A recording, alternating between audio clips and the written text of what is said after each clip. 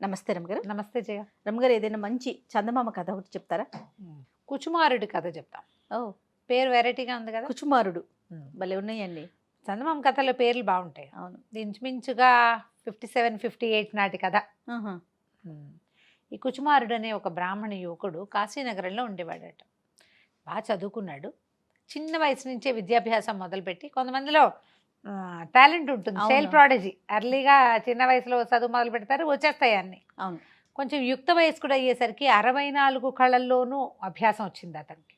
ఓ, 64 కళలు రావడం అంటే చిన్న విషయం కాదు. సరే, ఆయన ఏమనుకున్నాడంటే అక్కడి నుంచి ధారానగరం బయలుదేరాడట. అప్పట్లో ధారానగరానికి భోజుడు మహారాజుగా ఉండేవాడు. భోజరాజు ఆయన ఏంటంటే ఇట్లా విద్వాంసుల్ని పరీక్షించి వాళ్ళ విద్యకి చాలా ఎక్కువ ధనాన్ని ఇచ్చేవాడు. చాలా ప్రశస్తి అనమాట. అక్కడ ఒక జయపత్రం తెచ్చుకుంటే ఇక ప్రపంచమంతా వాళ్ళకి ఎదురులేనట్టే. పైగా ఆయన కొంచెం ఎక్కువగా కవిగాయక పోషకుడు. విద్వాంసుల్ని ఇలా పండితుల్ని పోషించేవాడు. సరే, వెళ్తూ ఉంటే ఏమైంది, ధారానగరానికి చేరటానికి ముందే ఆయన ఇంకో నగరానికి చేరాడు. మధ్య మధ్యలో ఊళ్ళల్లో ఆగాలిగా. అప్పుడంతా ఏముంది, ట్రావెలింగ్ ఎట్లా చేసేవాళ్ళు, బళ్ళ మీద, కాలినడకలో. ఒక ఊర్లోనూ అప్పుడు ఏంటంటే రాజులే ఏర్పరిచినటువంటి ఉండేవి భోజనశాలలు, అవి ఉండేవి.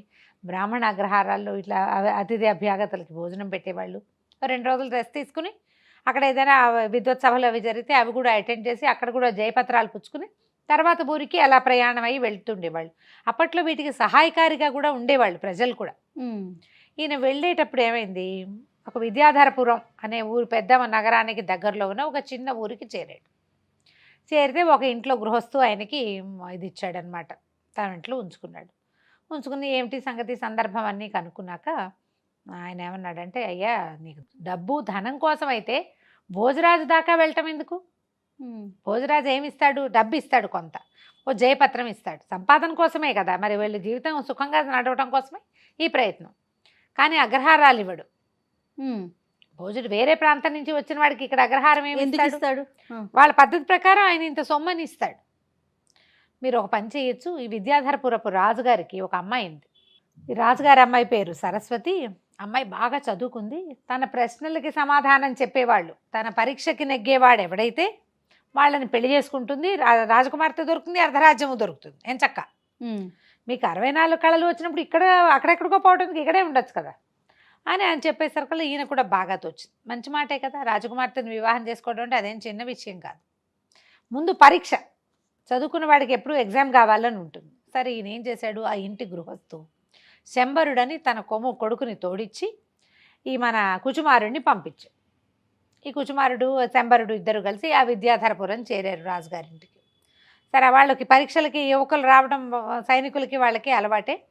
సరే, ఈయన పరీక్షకు నిలుస్తానని ఇదని తన వివరాలు, తన కాశీనగరంలో చదువుకున్నట్టు తనకు 64 కళలు వచ్చు, ఇవన్నీ పంపించాడు. రాజకుమార్తెకి వెళ్ళింది శ్రీముఖం, ఈ తన వివరాలు, తను ఏమేం చదివాడు అవన్నీ. ఆవిడికి ఇంత బతికి క్షత్రుడిని పెళ్లి చేసుకోకుండా బ్రాహ్మణ్ణి పెళ్లి చేసుకోవటం ఏమిటి అనిపించి ఆవిడ ఏం చేసింది, మళ్ళీ ఉత్తరం రాసింది. ఈయన ఒక శాలలో దించారు. ఇట్లా పరీక్షకు వచ్చిన అభ్యర్థులందరినీ ఒక భోజనశాల ఒక ఏర్పాటు చేసి అక్కడ దింపేవాళ్ళు. ఆవిడేం చేసింది, ఉత్తరం రాసి, వెళ్ళిపోండి, మీరు పరీక్షలకి వాటికి మీరేం ఉండక్కర్లేదు, మీరు వెళ్ళిపోండి అంటే ఈయన మళ్ళీ ఉత్తరం రాశాడు.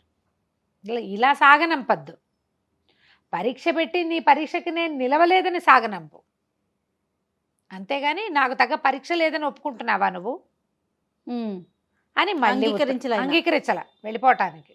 బహుమతులు పంపించింది, ఇవి తీసుకుని వెళ్ళిపోండి, నేను బహుమతుల కోసం రాలేదు, పరీక్ష కోసమే వచ్చా. నేను ఫలానా చోట చదువుకున్న వాడిని ఫలానా చోట గెలిచాననిపించుకోవడం నాకు గొప్ప అనేసరికల్లా ఆవిడకి విసుగు పుట్టింది. ఆవిడ ఏం చేసింది, 2వ రోజు 3వ రోజు బోల్డ్ అనే రకాల పువ్వులు ఒక పెద్ద పళ్ళెంలో పోసి ఈయనకి పంపించింది. ఈయన ఏం చేశాడు, ఈ పువ్వులు పంపించడం పరీక్ష, పువ్వులు మాల కట్టడం కూడా ఈ 64 కళల్లో ఒకటి. తను చిత్ర విచిత్రంగా మాలలు కట్టి ఆ మాలను ఎట్లా అరేంజ్ చేశాడంటే కుచుమారుడు అని పేరు కనపడేలాగా అరేంజ్ చేసి పెట్టాడు. ఆ పేరు పెట్టి పంపించేసరికి ఆవిడ ఆశ్చర్యపోయింది. అమ్మ, వీరికి వచ్చు విషయం ఉంది, బ్రాహ్మణ్ణి పెళ్లి చేసుకోవటం అంటే ఏదో బడుగు బాపణ్ణి చేసుకోవటం కాదు, విద్యాధికుణ్ణి చేసుకోవటమే. అక్కడి నుంచి 2వ రోజు 3వ రోజు ఏం చేసింది, ఓ పెద్ద పళ్ళె నిండా రకరకాల మణులు, వజ్రాలు, రత్నాలు అన్నీ కలిపి కుప్పగా పోసి పంపించింది. ఈయన ఏం చేశాడు, వజ్ర పరీక్ష, అందులో కొన్ని నకిలీ ఉన్నాయి, ఈయన మంచి వజ్రాలన్నిటినీ మాలగట్టి గుచ్చేసి నకిలీ వాటన్నిటిని ఒక గుండ్రాయి పెట్టి చితకొట్టి ఆ పొడంతా పోసి ఆ పొడి మీద ఈ వజ్రాలు పెట్టి పంపించాడు. అంటే పరీక్షకి నిలబడగలడనమాట. తర్వాత ఆవిడ ఏం చేసింది, మూడోసారి ఒక మాటలు రాని ఒక చిలకని పంపించింది. దీనికి మాటలు నేర్పమని. చిలుకకి మాటలు నేర్పటం 64 కళల్లో ఒక కళ. 2 రోజుల్లో దానికి చక్కగా మాట్లాడడం నేర్పించాడు ఆయన. ఆ చిలక మళ్ళీ వెనక్కి వెళ్ళిపోయింది. వెళ్ళేసరికల్లా సరే ఏం చేసింది, ఆవిడ వివాహానికి ఒప్పేసుకుంది. ఇంత సమర్థుడైన వాడైతే ఇంకెందుకు మానేసుకోవటం, సరే చేసుకుందాం అనుకుని ఒక మణిహారాన్ని కానుకగా పంపించింది. మణిహారం మెళ్ళో వేసుకున్నాడు. మర్నాడు చిలక కూడా రాబోతుంది.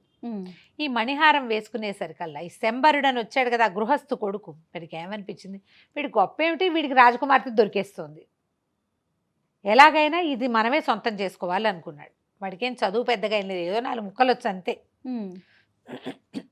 బాగా ఆలోచించి ఏం చేశాడు, ఆ రోజు రాత్రి ఒక తాడు రాయి పట్టుకొచ్చి ఆ రాయి పెట్టి ఈ కుచుమారుడిని ఎత్తి పగలు కొట్టి ఆ తాడుతోటి ఆ రాయిని అతను మెడకేసి కట్టేసి తీసుకెళ్ళిపోయి అగట్టలో పడేశాడు. మామూలుగా కోటలకి బయట అగట్టలు ఉంటాయి, చుట్టూతా తవ్వి దాని నిండా నీళ్లు నింపుతారు.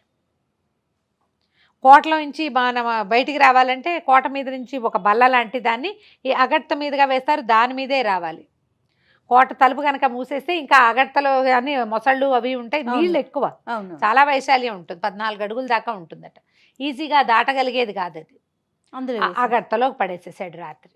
అది కొంచెం కోటకి దగ్గరగానే ఉంది వీళ్ళు ఉన్నటువంటి శాల. తెల్లవారాక 11 గంటలు అయింది, చిలక వచ్చింది, మాట్లాడే చిలక. కుచుమారుడేడి అని అడిగింది. నేనే కుచుమారుడిని అన్నాడు వీడు. ఆ కుచుమారుడిని చూడ్డానికి వచ్చిన వాళ్ళు ఎవరు, చెలికత్తలు అప్పుడొకళ్ళు చొప్పున ఒక చెలికత్తే వచ్చింది, ఆ అమ్మాయే పట్టుకొచ్చింది. మిగిలిన వాళ్ళకి ఎవ్వరికీ కుచుమారుడు తెలియదు. ఈ మాట్లాడే చిలక ద్వారా ఈ రాజకుమార్తె తెలుసుకుంది కుచుమారుడు యుక్త వయస్కుడని, అందగాడని, ఇంత ఎత్తుంటాడు, ఇంత తెల్లగా ఉంటాడు, అతని కళ్ళిట్లా పిలకిట్లా తెలుసుకుంది, అంతే తప్ప తెలియదు. ఈ కుచుమారుడు వీడేమన్నాడు, శంబరుడు నేనే కుచుమారుడు అనగానే చిలకంది, నువ్వు కుచుమారుడు ఏమిటి, నువ్వు కుచుమారుడు కాదు అనేసరికల్లా ఆవిడకి ఒళ్ళు మండిపోయింది. రాజకుమార్తె ఏదో చెప్పమంది కబురు అంది. ఏదో నా కబురు నాకు చెప్పంటే చచ్చినా చెప్పనంది ఆ చిలక. చెప్పననేసరికి ఇతను ఏం చేశాడు, ఒళ్ళు మండిపోయింది, దాన్ని పీక పీసుకు చంపేసి చిలకని చంపేసి గోడ పక్కన పారేసేసాడు. చిలక వెనక్కి రాలేదు. రాకపోయేసరికి సాయంకాలం దాసీలు వచ్చారు. చిలకేది అన్నారు. కుచుమారుడేడి అన్నాడు. నేనే కుచుమారుడిని. చిలకేది అంటే చిలకని గండుపిల్లి పట్టుకుని తినేసింది అనేసరికల్లా వీళ్ళకి ఏమనాలో తెలియలేదు. ఇది చూస్తే కుచుమారుడిలాగా లేడు. వీళ్ళు చిలక దగ్గర ఏం విన్నారు, అతను ఇంత పొడుగని, ఇంత పెద్ద మొహం అని, తెలివితేటలు స్ఫోరకంగా ఉంటాయని విన్నారు కదా. సరే మొదట వచ్చిన దాసి ఇప్పుడు రాలే, వాళ్ళకి వంతులు ఉంటాయి కదా. వీళ్ళు ఏం చేశారు, మళ్ళీ వెనక్కి వెళ్ళి రాజకుమార్తెకి చెప్పారు, అమ్మ అక్కడ ఎవడో ఉన్నాడు, మణిహారం అయితే మెళ్ళో ఉంది, మనం పంపించింది, చిలకేమో చచ్చిపోయింది అంటున్నాడు, నేనే కుచుమారుడిని అన్నాడు, కానీ అతన్ని చూస్తే నమ్మకంగా లేదమ్మా అంటే ఆవిడ ఏం చేసింది, ఒక రహస్య భాషలో ఓ శ్లోకం రాసి పంపించింది. దాని అర్థం చెప్పను. ఇక్కడ తేగానే సంబరుడు అది చూసి ఏమిటి భాష, ఏది పడితే అది రాస్తే ఎంతసేపు సమాధానం చెప్తాను, 3 సార్లు పరీక్ష ఇచ్చారు, ఇంకా చాలదా, ఇదిగో మణిహారం ఉంది కదా, నేనే కుచుమారుణ్ణి అని తోక తొక్కిన తాచులాగా లేచాడు. వీళ్ళు ఆశ్చర్యపోయి, అది కాదండి పరీక్ష కాదు, మీరు 64 కళలు వచ్చిన వాళ్ళు ఎన్ని భాషలో వచ్చేవారు, మా రహస్య భాషలో రాసింది యువరాణి గారు, సమాధానం రాసి పంపించండి, నేను చచ్చినా రాయను అన్నాడు అతను. అక్కడికి వస్తాయి కదా, అదే కదా, నేను రాయను, ఏం చేసుకుంటారు చేసుకోపోండి. సరే మళ్ళీ వెనక్కి వెళ్ళారు. రహస్య భాషలను సమాధానం చెప్పనంటున్నాడమ్మా, ఏం చేద్దామని.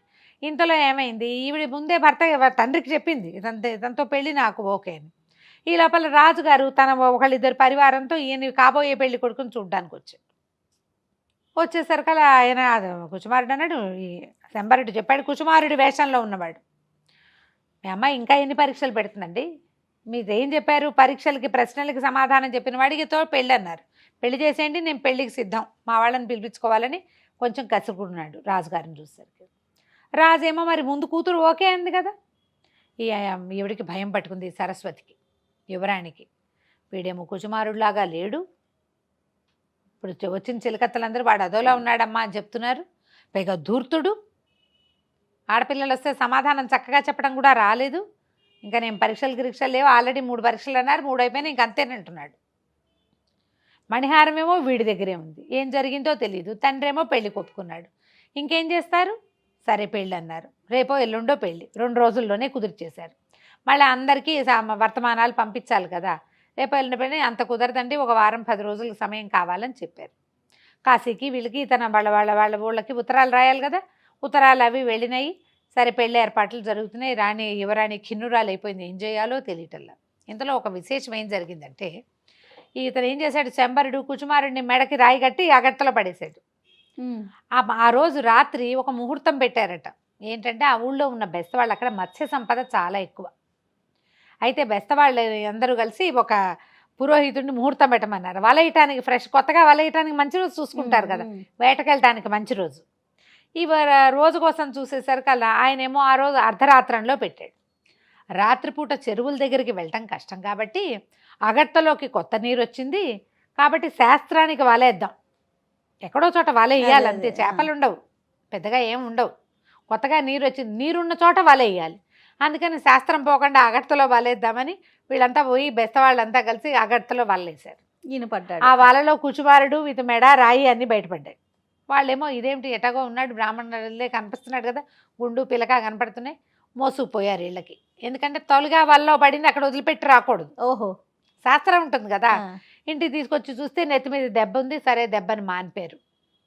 ఇంక ఇతను ఏంటంటే ఒక రకమైన అవమానం ఫీల్ అయ్యి ఇంక వెళ్ళల నగరానికి, వాళ్ళతోటే ఉండటం మొదలుపెట్టాడు. ఉంటున్నాడు అక్కడే. సరే వాళ్ళు ఒక చిన్న గుడిసేదో ఖాళీ చేసి ఇచ్చారు, అన్నం వండుకుని తింటున్నాడు. వాళ్ళు ఒక బల్లకట్టు కట్టేవాళ్ళు. ఎవరైతే ఇతని ఇంటి మోసుకుపోయారో వాళ్ళతో పాటే ఆ బల్లకట్టు మీద తిరగటం మొదలెట్టాడు. బాగా తేరుకున్నాక అసలు పరిస్థితి ఏంటో చూసుకుని వెళ్దాము, ఇట్లా చావు తప్పి కన్నులు ఒట్టపోయి వెళ్ళకూడదు అనిపించింది. ఈ పరిస్థితిలో యువరాణికి ఏం కనిపిస్తాడు, ఇతను బలహీన పడిపోయినట్టు కదా, దెబ్బ తగిలింది, పడేశారు, ఎవరో పడేస్తే ఎవరికో దొరికాడంటే అవమానంగా ఉంది. అతను వెళ్ళల, ఈ బల్లకట్టు మీద తిరుగుతూ ఉన్నాడు. అప్పటికి తర్వాత ఒక 15 రోజుల తర్వాత కొంతమంది బ్రాహ్మణులు పండితులు వాళ్ళందరినీ బల్లకట్టు మీద దాటిస్తుంటే వాళ్ళు చెప్పుకుంటున్నారు, కుచుమారుడని చాలా గొప్ప కుర్రాడు, అమ్మా నాన్న లేరు కానీ గురుగారి దగ్గర బాగా చదువుకున్నాడు, అతని పెళ్ళికే మేము వస్తున్నాము అని వాళ్ళలో వాళ్ళు మాట్లాడుకుంటున్నారు. ఓహో, కుచుమారుడికి పెళ్ళా అని అడిగాడు ఇతను. అవును, రేపు పెళ్ళి, యువరాణితోటి చేస్తున్నారు. ఆవిడ పెట్టిన పరీక్షలన్నింటికి నెగ్గాడట. రాజుగారు మాకు వర్తమానాలు పంపించాడంటే అందులో కొంతమంది పండితుల్ని 1-2 సార్లు ఇతను చూశాడు, గుర్తుపట్టాడు. ఊళ్ళో ఉన్న జనాలు ఆ బల్లకట్ట దాటుతుంటే బయట నుంచి వచ్చిన పండితులు వీళ్ళకి చెప్తున్నారనమాట. తనతో జరగబోయే పెళ్ళికి తన వెళ్ళి చూడాలి కదా అనుకున్నాడు. సరే ఇతను కూడా వాళ్ళతో పాటు రాజస్థానానికి వెళ్ళాడు. వచ్చిన వాళ్ళందరికీ విందులు వినోదాలు ఏర్పరిచారు. మర్నాడు పొద్దునే పెళ్ళి. పీటల మీద రాజకుమారుని, ఈ కుచుమారుడు బదులుగా కూర్చున్న శంబరుణ్ణి చూసేసరికల్లా అందరూ చాలామంది ఆశ్చర్యపోయారు. అందులో కాశీలో ఇతనితో పాటు చదువుకున్న వాళ్ళు కొంతమంది ఉన్నారు. కాశీనగరం నుంచి వచ్చిన పండితులు ఉన్నారు. వీడు కుచుమారుడు ఎవడు, వీడు కాదండి, వీడు అసలు కుచుమారుడే కాదు, మాకు తెలుసు, శాస్త్ర పరీక్షలకు వచ్చినప్పుడు మేము చూసామని కొంతమంది. ఉజ్జయిని నుంచి వచ్చిన వాళ్ళేమో కుచుమారుడు ఇతను కానే కాదని కొంతమంది. సభ అంతా గగ్గోలెత్తిపోయింది. దాంతో ప్రశ్నించారు. నేనే కుచుమారుడిని అన్నాడు. ప్రశ్నించేసరికల్లా అతను సమాధానాలు చెప్పలేకపోయాడు. 64 కళలు చదువుకున్నవాడు సమాధానం మామూలు వాడు ఎట్లా చెప్తాడు? దాంతో సభ అంతా అల్లరైపోయింది. పెళ్లి పందిరంతా గగ్గోలెత్తిపోయారు. రాజుగారు ఆ సైన్యాధ్యక్షుడు గద్దించేసరికల్లా వీడు వలవల ఏడ్చేస్తూ చెప్పేశాడు, కుచుమారుడికి చాలా అదృష్టం పట్టిందని నేనే అతను తలపగలు కొట్టి ఇంట్లో పడేశాను. పెళ్ళి అయిపోయింది. పెళ్ళి అయిపోతే వీడిని చిత్రవధ చేయమన్నారు. చేయమనగా నీ కుచుమారుడు జనాల్లో కూర్చున్నాడు కదా, అతను లేచి వెళ్ళాడు. క్షమించండి, నేనే కుచుమారుణ్ణి, ఇతను వీళ్ళ నాన్న నన్ను ఇక్కడికి పంపించాడు, వీడు ఏదో అత్యాశ కొద్దీ ఈ చిన్న ప్రయత్నం చేశాడు, క్షమించి ఈసారికి వదిలేయండి అంటే ఆ దాసి గుర్తుపట్టింది. సభకు వచ్చిన వాళ్ళలో ఆ బయట వాళ్ళ నుంచి వచ్చిన వాళ్ళంతా కుచుమారుని గుర్తుపట్టారు. అయితే రాజు మాత్రం ఊరుకోలే. నువ్వు రాకుమారి ఏ పరీక్షలు పెట్టింది, నువ్వు ఎలా నెగ్గావో చెప్పమని అడిగాడు. అడిగితే 3 పరీక్షలు పెట్టారు.